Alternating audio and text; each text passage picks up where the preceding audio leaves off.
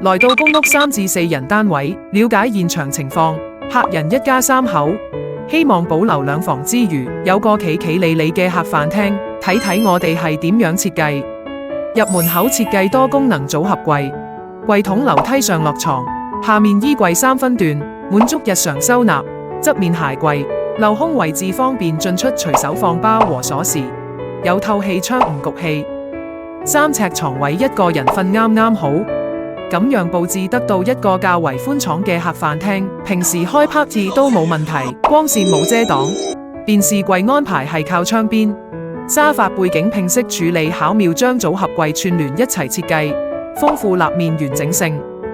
主人房靠窗5尺地台床，對面成排到頂衣櫃，配色呼應客飯廳。功能區合理規劃。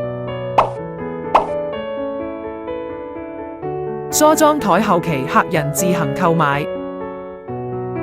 全屋裝修設計連埋定製家私一條龍服務，有興趣可以 PM 我哋，獲取更多詳情。